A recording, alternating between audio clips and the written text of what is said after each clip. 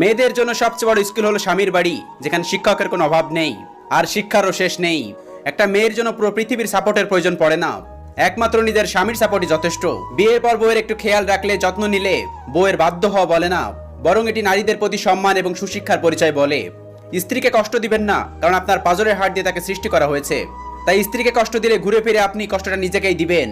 বিয়ের পর মেয়েদের ফোন কল লিস্টে একটা নম্বর অবশ্যই থাকবে, সেটা হলো মায়ের নাম্বার। বাড়ির বউ তখনই লক্ষ্মী হয় যখন সে চোখ থাকতে অন্ধ আর মুখ থাকতে বোবা হয়।